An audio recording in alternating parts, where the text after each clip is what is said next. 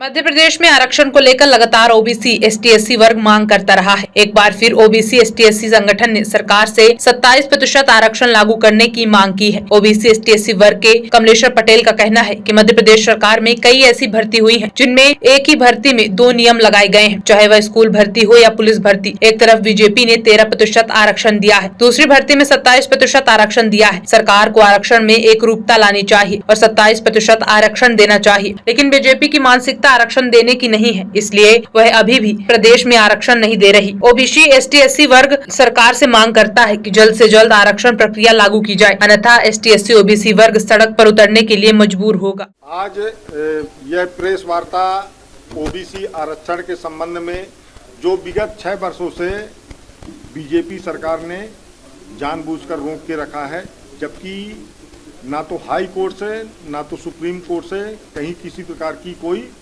रोक नहीं है। यह सरकार पिछले 6 वर्षों से ओबीसी होल्ड अभ्यर्थियों को जानबूझकर प्रताड़ित कर रही है और सरकार की मंशा नहीं है कि मध्य प्रदेश में 27% ओबीसी आरक्षण सही ढंग से लागू हो, क्योंकि जब ओबीसी 27% आरक्षण का कानून बना हुआ है तो सरकार अपनी मनमानी करती है।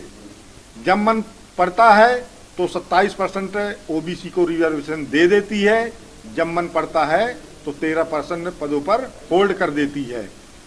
मतलब जो एडवर्टीजमेंट निकलता है वो 27% का निकलता है और रिजल्ट कितने का निकलता है? 14% का, मतलब 13% होल्ड कर दिया जाता है। तो सरकार इस प्रकार की जानबूझकर बदमाशी कर रही है। मैं आपको यह चीज दिखाना चाहता हूं कि आप लोग खुद ये देखिए कि 2019 की शिक्षक भर्ती थी और इसका रिजल्ट 2022 में आया, तो प्रथम काउंसलिंग में इन्होंने 13% दिया और द्वितीय काउंसलिंग में 27% दिया। तो एक ही भर्ती में 2 प्रकार के नियम कैसे हो सकते हैं?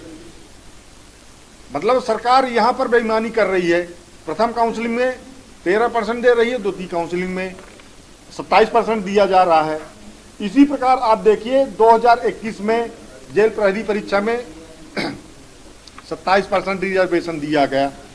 इसी प्रकार जो अभिमत आया 87-13 का सरकार ने फार्मूला बनाया है अभिमत के आधार पर 29/9/2022 को, कि मतलब 87% रिजल्ट जारी किया जाएगा और 13% ओबीसी के होल्ड पद रोके जाएंगे।